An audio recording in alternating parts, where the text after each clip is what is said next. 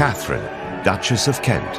We'll have a photograph, which would be nice, yeah? Fiercely proud of her roots. Her Royal Highness is, of course, a popular Yorkshire figure herself.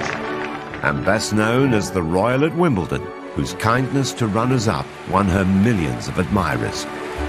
Katharine devoted 4 decades to public service and was an inspiration to royals who followed. She represents the best of the royals. She is the perfect ambassador for the British royal family. After marrying into the family 60 years ago, I, Katharine Lucy Mary, take thee, Edward. royal life has come at a cost. From those who doubted she was good enough, There was a lot of opposition to the marriage at first. to a strained early married life. Katharine was effectively an army wife, and I think that meant quite long spells away from her husband. And with events that led to depression, which nearly ended the marriage. I'm told that Katharine had thought about seeking a divorce. This was a lady who'd been put through the ringer. Katharine withdrew from public duties and shunned her royal title. The fact that she stepped back without making a big song and dance about it, she's a bit of a royal pioneer. She's challenged royal convention throughout her marriage, from converting to Catholicism to taking on a secret new role. I learnt more from these children than I ever taught them. Beloved by the public and the good causes she supports, how has Katharine succeeded where so many royals have failed? At an age when most people would be forgiven for putting their feet up, she just keeps going on.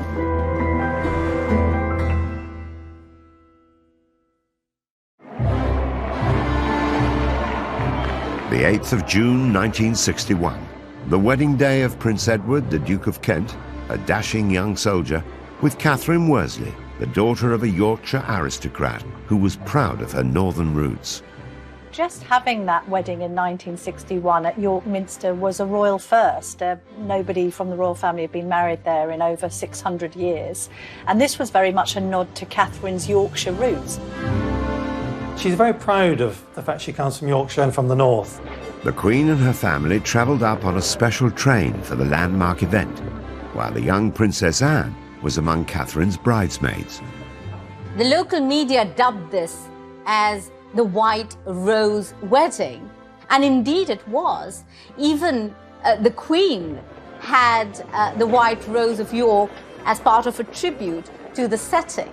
Just under 12 million viewers tuned in to watch the afternoon ceremony, and it was one of the highest rating programmes of the week in half the nation's homes, at a time when the UK had just 2 television channels. I, Katharine Lucy Mary, Take thee, Edward, take thee, Edward, to my wedded husband. to my wedded husband. There was just one small hitch, not seen on camera, as the newly married couple made their exit.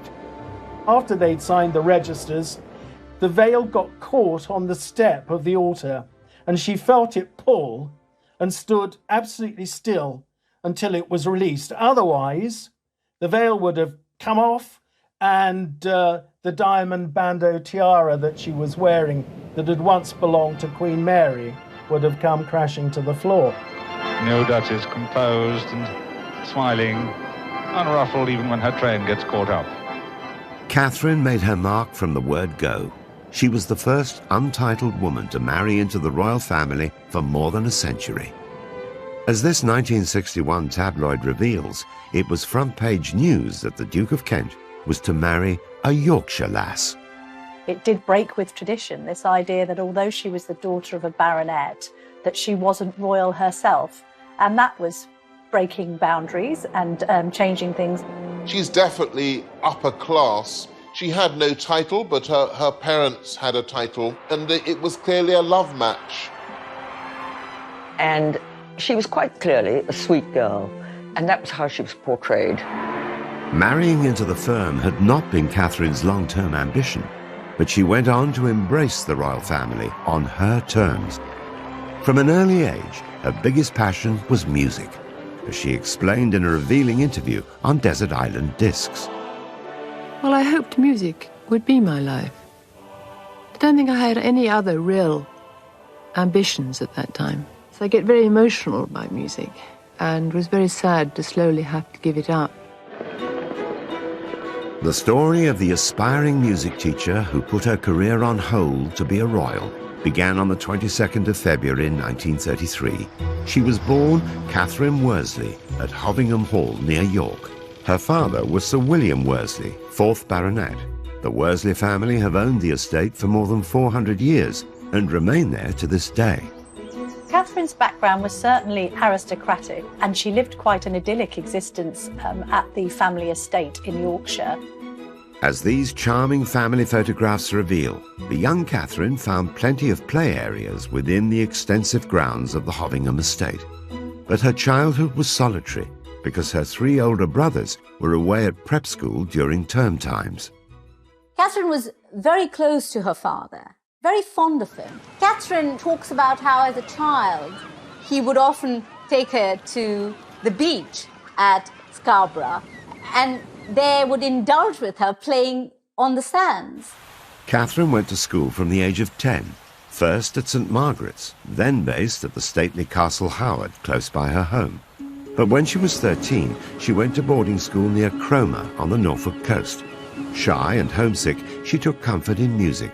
She learned to play 3 instruments, piano, organ and violin. She hoped that music would be her life. She studied it until she was 25, and she absolutely adores it, even to this day. Another family photo shows Katharine in her 20s, glancing coyly to one side, showing signs of the shyness she'd carry throughout her life, and which she later described with characteristic modesty. Would you say you're quite a shy person? Yeah. Very, actually. It's my nature. It's the way I was born. By the 1950s, Katharine was living and working in London as a nursery assistant. She was also courting a war hero, Andrew Burnaby Atkins, awarded 2 military crosses for bravery in World War II. Andrew Burnaby Atkins, whom I knew slightly, was an incredibly glamorous figure, but the girls I knew who were keen on him, they all knew it was no good. They all said rather gloomily, he's after this blonde in Yorkshire. There was this sense, I think, that her mother wanted more for her than this military man.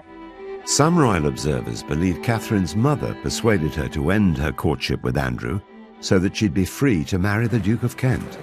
I think that Lady Worsley, once she knew the Duke of Kent was after Katharine, Prince Eddie was after Katharine, I think may well have put a bit of pressure on her, steered her in the direction of Prince Eddie. When the Duke of Kent came on the scene, that really put paid to any kind of chance that Andrew Burnaby Atkins would have had as a possible husband for Katharine. It's often reported that Katharine's parents arranged her first meeting with Edward by inviting him to lunch while his regiment was based nearby. But Katharine had already struck up a friendship with him. She herself has said that they met at a private party in London and they became firm friends. And as a consequence of establishing a firm friendship, the Duke of Kent was a very frequent visitor to Hovingham Hall. Prince Edward was 20 years old and nearly 3 years younger than Katharine. The army officer was a sports fan with a passion for motor racing, and as the Queen's first cousin, Edward was then 8th in line to the throne. He was regarded as very glamorous, and as Duke of Kent in the 1950s, he was very, very eligible. You know, after Prince Philip, he was probably the best-known young male royal, so probably quite a catch. Katharine's mother had big ambitions for her daughter's relationship with Edward, but hadn't reckoned on his mother, the then Duchess of Kent, Princess Marina. She was so dubious about Katharine's suitability as a royal bride, it would take her 3 years to agree to their engagement. I think there was a lot of opposition to the marriage at first, particularly from Princess Marina. After all, when the Duke of Kent, Prince Eddie as he was then, when he first met Katharine, he certainly would have been thought too young to marry. Princess Marina was descended from Greek and Russian royalty, and believed monarchy stood apart from everyone. She once described the young Queen Mother, Elizabeth Bowes-Lyon, an Earl's daughter, as a common little Scottish girl. Princess Marina wasn't totally sold on the idea of her son marrying the daughter of a local squire. There was one occasion when Edward was with his family and other members of the royal family at Sandringham. And Princess Marina absolutely forbade him to leave Sandringham to go up to Hovingham to see Catherine Worsley. And of course, he totally ignored her and went. Under the Royal Marriages Act, the Queen's consent was required before any royal under the age of 25 could marry. The young couple waited for Edward to come of age and even agreed to spend a year living apart. While he served in Germany with his regiment, Catherine visited her brother in Canada and travelled in the USA and Mexico. I would imagine the year apart that they spent apart from each other was so that they both were certain of what they wanted to do. The separation made them more determined to be together and prove their devotion. In a frank radio interview years later, Catherine acknowledged that they made a wise decision. I went abroad for a while to think it out, and during that time I think it just made us both quite certain that it was the right thing. It made them realise that what they felt for one another was for real. So when, of course, they came back, Princess Marina really had no choice but to give her permission to their marrying. Princess Marina coached Catherine in royal standards of behaviour, and once Catherine was married to Edward, she took on Marina's title to become the new Duchess of Kent. In Catherine's position, would any young woman be ready for the challenges of royal life? Marina had a very, very high profile in the family as the Duchess of Kent. I think to be the new Duchess of Kent, that's a difficult role. So you're a woman of 28 who's married into the royal family, given up your independence. You've got possibly an overbearing mother-in-law, and you've got an extensive programme of royal duties as well as being a military wife. I think this is a lot to take on all at once. As Duchess of Kent, Catherine's taxing royal schedule lay ahead of her, but her love of music would never go away and would lead to a secret second life. Catherine, being Catherine, said, well, let me come in and do a singing lesson for you with your class, and I'll just, come and help you.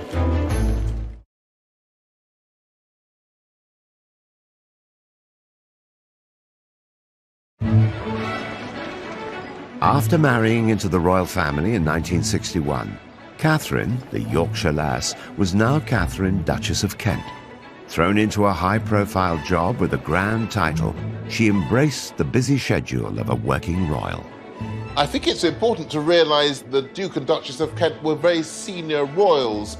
Catherine, along with Margot, the leading female royal of that generation, so she was a bit of a star of the show. In the early years of their marriage, the Duke and Duchess of Kent were a great support to the Queen, at a time when her own children were too young to take on duties of their own. So as well as attending major royal events like Trooping the Colour or the state opening of Parliament, they were also asked to go on royal tours. The Kents represented the Queen overseas many times. One of their earliest visits was to Uganda in 1962 to mark the country's independence from British colonial rule. There's about 45 countries that go through that process in the first 30 years of the Queen's reign. Uganda, British Guyana, Barbados. This is a very important representative function. So the Duke and Duchess of Kent were very significant in that. Catherine gave birth to their oldest son, George, a year after their marriage. They joined Edward in Hong Kong for a year during his military service. By 1970, they had 2 more children. While the Duke had served in Germany and Cyprus, Catherine was mostly in the UK, juggling her busy royal schedule with raising their family.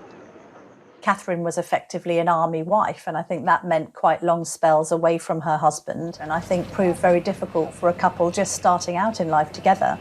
I think if you marry somebody who's in the army with a serious career, you're going to have periods of separation, and I suppose it does pall eventually. But I think it's probably she would look back on that as quite an important time in her life. Katharine's time was filled with numerous public duties. Though she never overcame her shyness, she kept her common touch and felt right at home with everyday people. They said they didn't know what to do with themselves in the holidays. You don't have that problem, do you? Nice to see you all. The fact that she was always very cheerful looking and smiling, the fact that she was quite tactile with members of the public, I think really endeared her to the nation at the time. Catherine seemed to hit on the ideal formula for royal conduct. She'd be an inspiration to the royals who followed her example, like Princess Diana. They both understood what it meant coming from the outside and having to try and adjust to a very different way of life. As Diana was to achieve later in her charity work, Catherine kept the focus on the cause rather than herself. The earlier stage of her life, when she had a bigger public profile, it was about bringing the public profile to the charities. Catherine did this, Diana did this, so it wasn't about look at me, it was about the work that she did. Catherine never sought publicity for herself, but the media and the nation grew to admire her through the annual Wimbledon tennis tournament. Her husband has been president of the All England Club since 1969. She accompanied him for more than 3 decades and was soon invited to present awards. I always used to observe how humane she was in always comforting the loser and speaking directly and passionately to the person who hadn't won the trophy. Catherine's most famous moment of consolation came in 1993 when Jana Novotná was beaten in the women's singles tournament by Steffi Graf. As this famous TV coverage reveals, Novotná burst into tears during the presentation ceremony. The loser had to make do with some royal words of comfort from the Duchess of Kent. Catherine's embrace, watched by millions of viewers, revealed her to be one of the most demonstrative of royals. Although some people might have been surprised at the member of the royal family just expressing a natural human emotion, for Catherine that was just the normal, natural thing to do, and it was very impressive. In a candid interview years later, Catherine was still modest about her hug with Jana Novotná. You put your arm around her, and well, that's what you do when people are crying.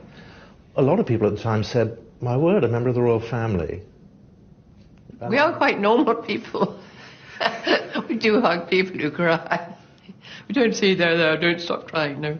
She told people that she was terrified to go onto centre court because of this innate shyness, and she couldn't quite believe that she had attracted a level of fame because of her role on that sporting occasion. Such was Catherine's shyness and modesty, few people knew at the time that she'd already supported another Wimbledon star, Martina Navratilova. The communist regime in her homeland of Czechoslovakia refused to let her family join her in London for the 1978 contest. We don't quite know what the Duchess did, but there were reports that weren't denied that she had lent a hand in making sure that Martina's mother could be there to witness her tennis skills on the court in Great Britain. What are your impressions now of this country and of this tournament so far?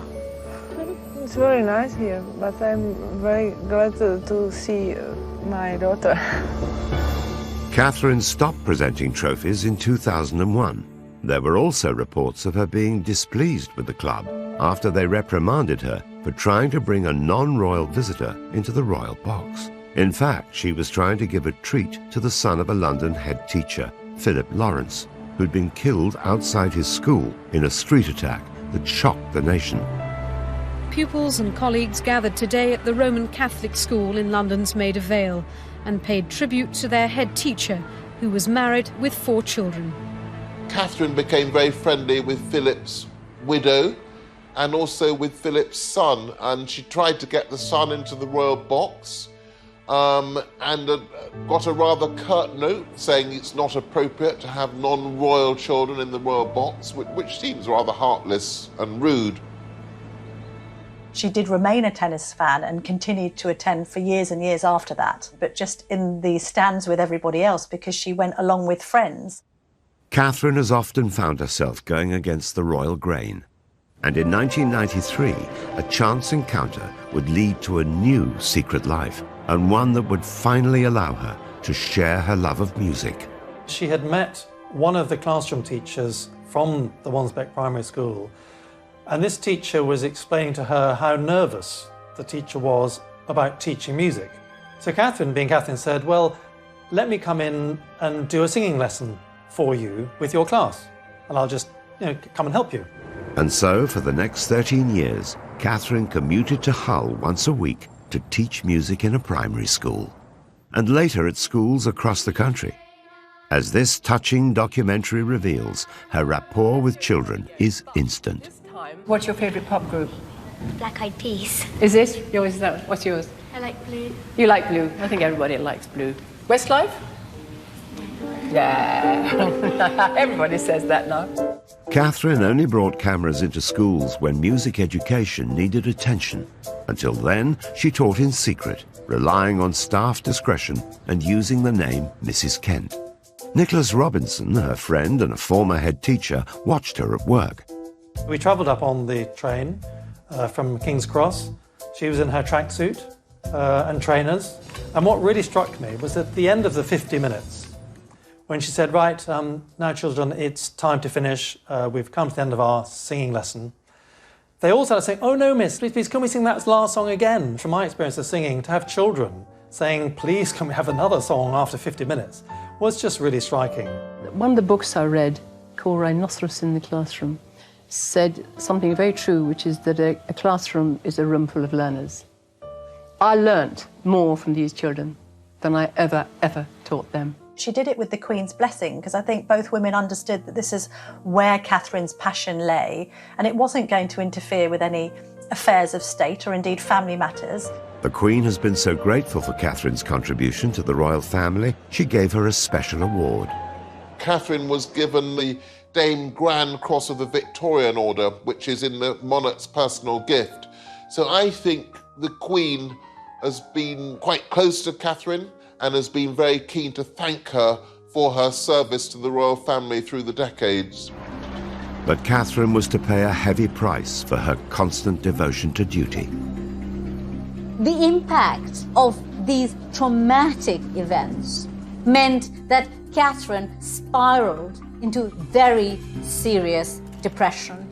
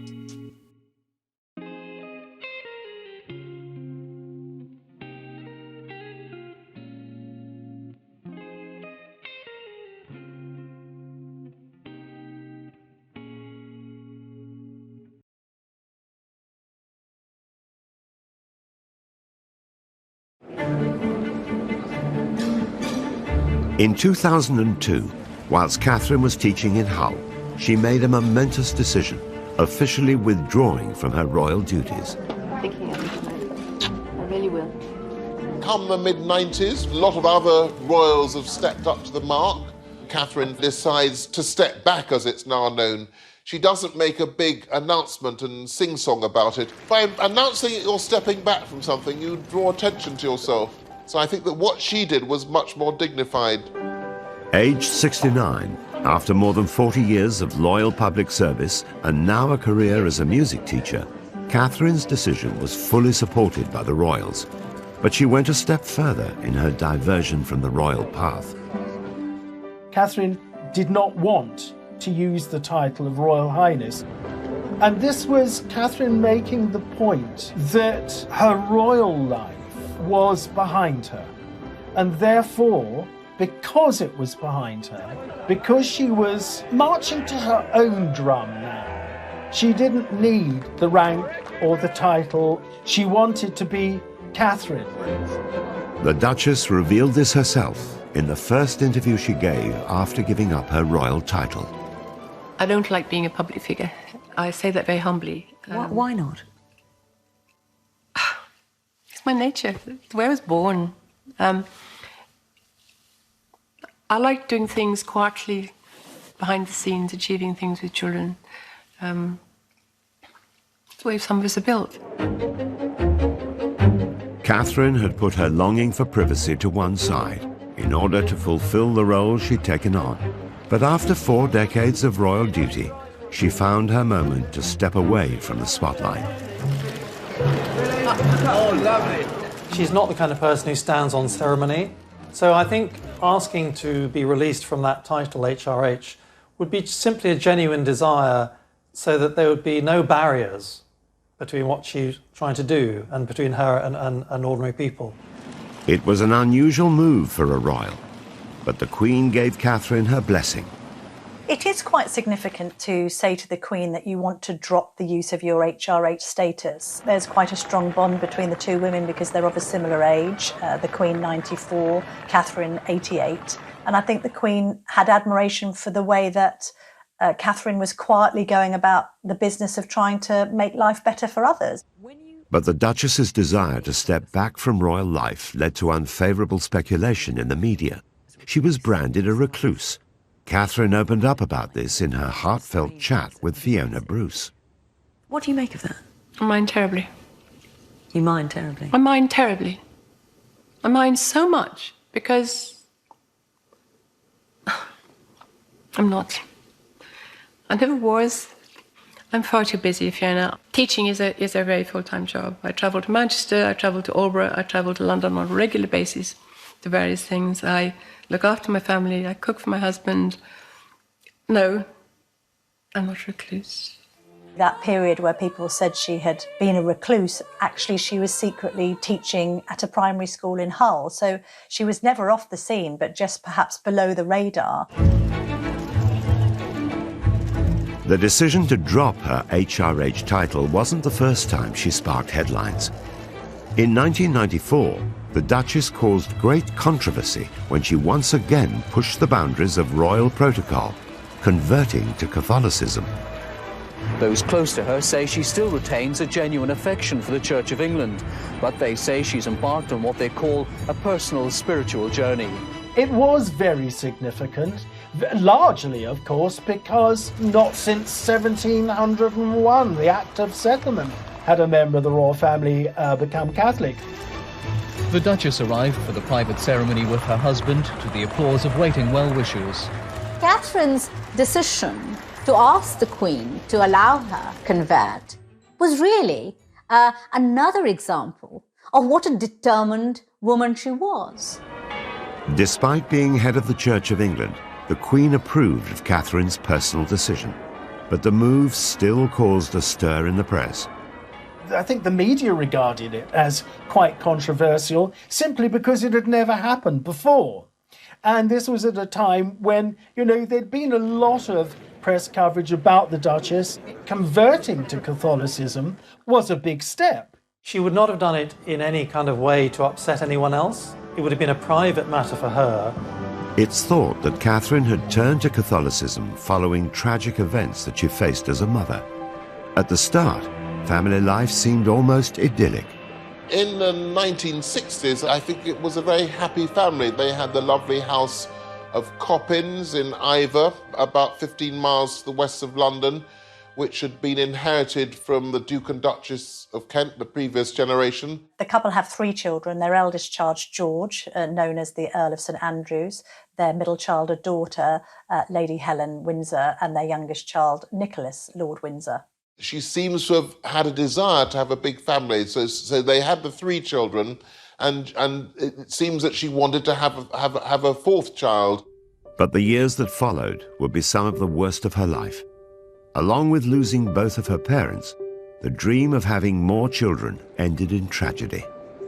In 1975, at the age of 42, she became pregnant with her 4th child, but very sadly, she contracted German measles. And of course, German measles in the first trimester can have the most devastating effect.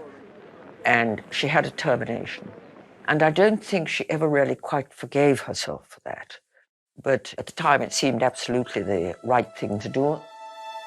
Although the decision was medically advised, it's said to have plagued Catherine ever since. And in 1977, 2 years after the termination, tragedy struck once more.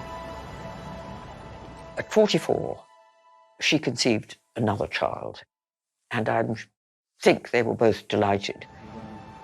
At birth, after 36 hours struggling to keep him alive, this baby died. And it devastated her. This triggered for Catherine the start of the most terrible period of depression, leading to being admitted to the King Edward VII Hospital. She was there in the hospital for 7 weeks. Catherine had hurled herself back into royal duty, which had serious consequences. Some said it was nervous exhaustion. Others talked about a nervous breakdown. Catherine, by her own admission, was suffering from depression at the time.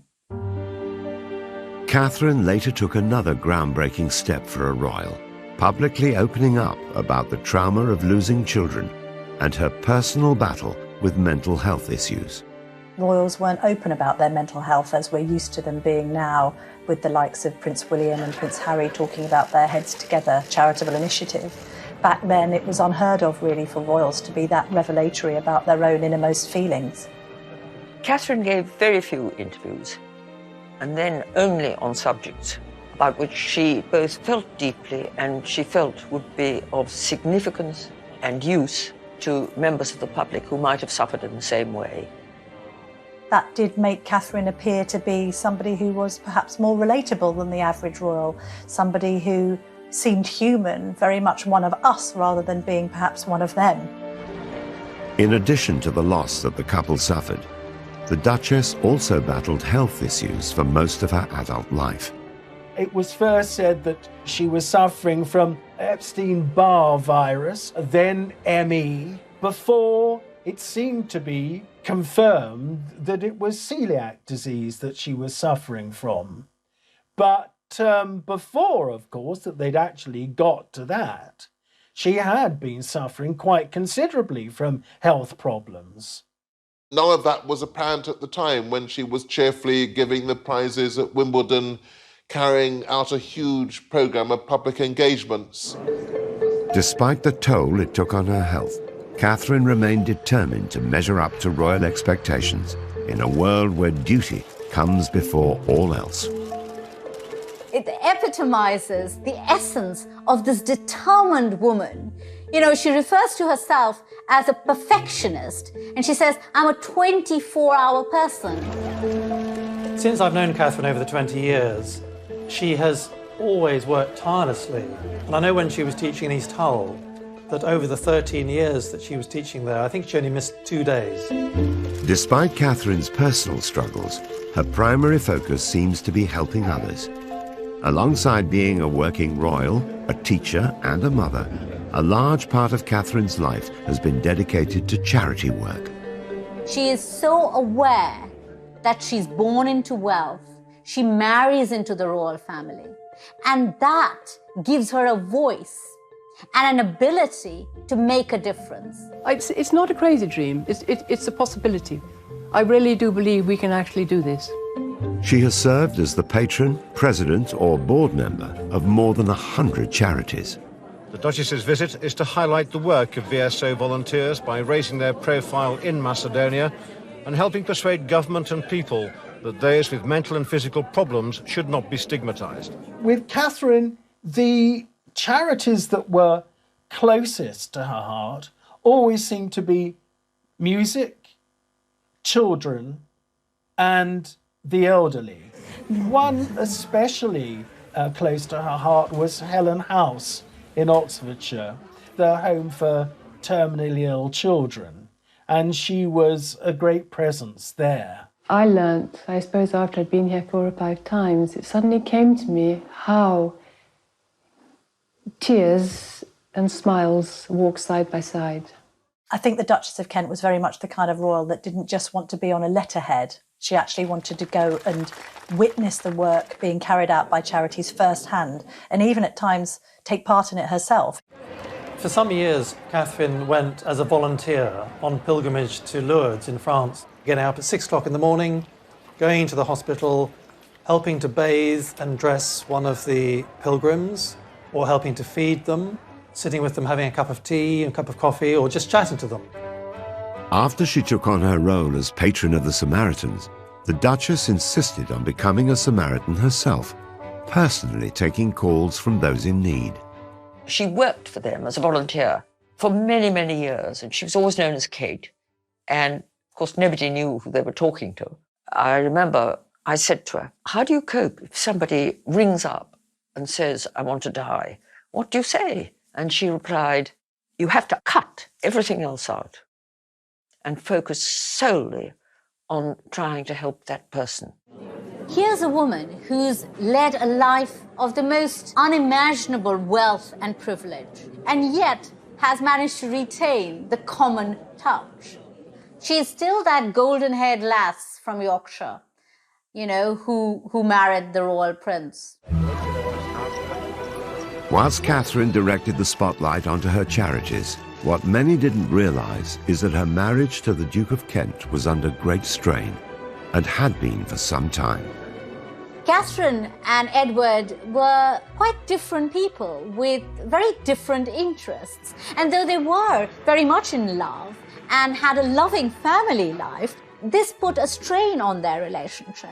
And then in the 1970s, after the loss of not 1, but 2 children, and Catherine's serious depression, the relationship became strained to the point of breaking. Catherine needed her husband to be there for her. Edward was raised as a royal. He was part of the royal family. With the repression that can bring, with the restrictions that can bring, Edward wasn't able to deliver. It's even thought at the time that the couple were considering divorce. I'm told that Catherine had thought about seeking a divorce, but certainly the Duke of Kent promised the Queen that there wouldn't be a divorce. Divorce was still frowned upon by the Church of England, and as its head, the Queen could not have supported such a controversial decision. Catherine stuck very closely to doing the right thing. She would never have dreamt of doing anything that she felt the Queen would disapprove of. She did not allow any marital discord to affect her relationship either with the royal family or with the life of service she had chosen. Edward and Catherine stayed together, and so whilst they would still undertake engagements together, they began drifting apart and would lead pretty much their own separate lives. When newcomer Diana faced similar struggles in her royal marriage, an unlikely friendship developed. She understood Diana's problems. She could see the privilege, but also the pain.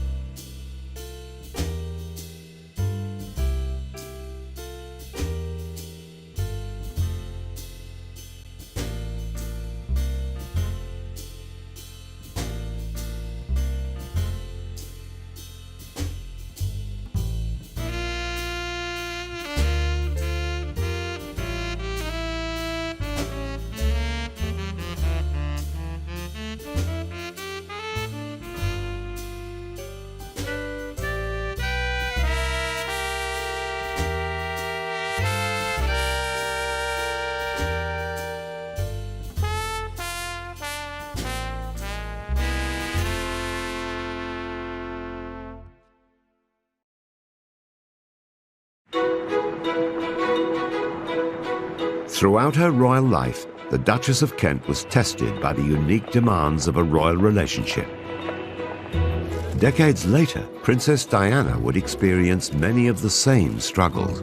You know, I think she could see a lot of herself in Diana. And later on, when they came to, reside together in Kensington Palace, they became very close friends. She advised Diana at critical moments of her life on how to handle the pressures in her marriage. Despite the age gap of almost 30 years, Catherine and Diana formed a unique friendship that lasted until Diana's death. Catherine and Princess Diana went through a certain number of the same experiences. They both suffered immense grief. They both found themselves isolated at times.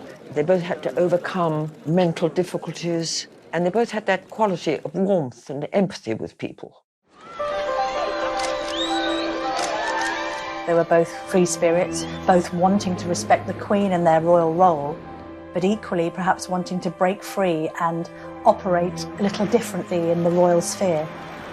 Catherine admitted in a media interview years later that she understood Diana's problems and sympathized with them because she could see the privilege but also the pain.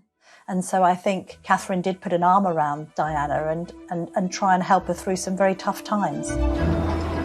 Catherine knew too well the rigor of royal life. Now aged 88, with her royal duties and her HRH title behind her, Catherine, Duchess of Kent, seems to be living a life away from royal grandeur. And aside from the weddings of Harry and William, over the last 19 years, Catherine has rarely been seen in public. She's been able to pick and choose the few royal events that she attends, big weddings, occasionally trooping the colour, anything that's special for the Queen, with whom I think she has a close relationship. The Duke and Duchess of Kent are lucky enough to be grandparents to 10 children, so that must be a rather lovely phase in life, that she's able to spend time with the grandchildren. It's often interesting to see royals who are now in their 80s being described as sort of having stepped back from public life. Well, Catherine's still working on her charities, even though she's well beyond retirement age. Even at nearly 90, Catherine is committed to public duty. In 2004, rather than winding down after retiring from royal life, Katharine co-founded a music charity, Future Talent. I know she's patron and president of many organisations and charities, but this particular charity is her own vision. It's her baby. Having taught now for 12 years, as you say, in East Hull, and being incredibly frustrated by, I would say, at least 20 children in 12 years who had potential to reach the very, very top in music, and immensely frustrated that I can't find a route forward for them. And what I want to do is try to bridge this enormous divide. Why shouldn't all children have equal opportunities in music? Why not? That's what Future Talent wants to do. It was this attempt to harness the power of music and trying to inspire confidence in youngsters. And I think that reflects her own experience, somebody who loved music but was intrinsically a shy person, being put in a position because of her marriage where she had to face the public and do so with a degree of confidence that perhaps she was given by her own musical performances and her love of music in general.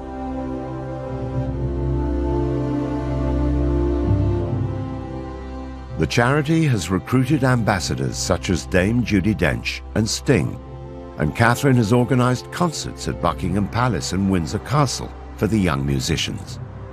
Right from the beginning, Katharine would go into the office 2 or 3 times a week and we'd be writing letters and making phone calls. At an age when most people would be forgiven for putting their feet up and taking it easy, she just keeps going on.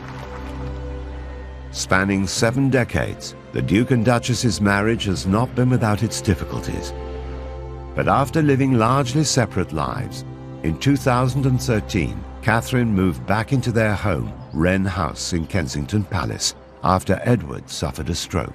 It's rumoured that the two are closer now than they have ever been before.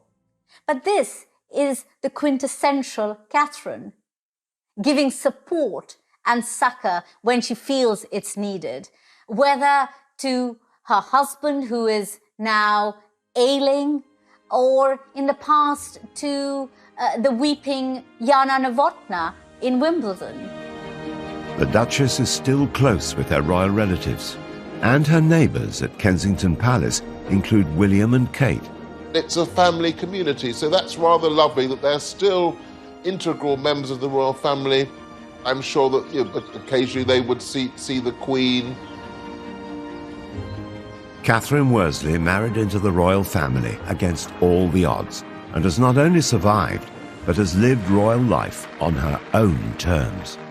She's transformed what it means to be a royal, the fact that she became a Catholic, which a generation before wouldn't have been acceptable, the fact that she stepped back without making a big song and dance about it, the fact that she taught quietly in a school.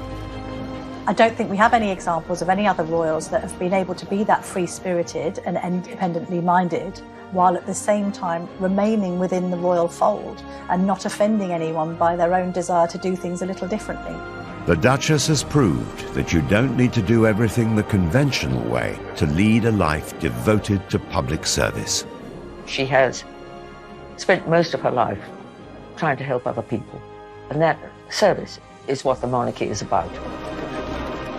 Catherine seemed somehow to puncture the barrier which some people feel it was between them and other royals, and in terms of her public life has never really put a foot wrong, whatever may have been going on in private. So yes, she's a bit of a royal pioneer.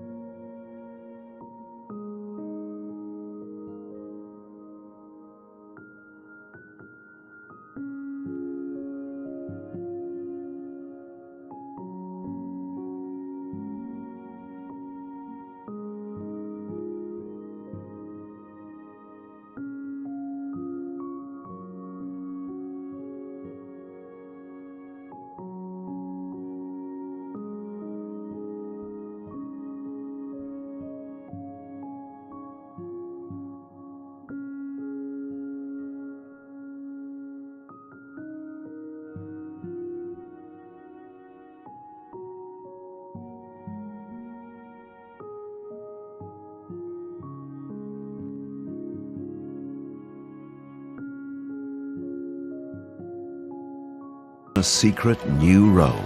I learnt more from these children than I ever taught them. Beloved by the public and the good causes she supports, how has Katharine succeeded where so many royals have failed? At an age when most people would be forgiven for putting their feet up, she just keeps going on.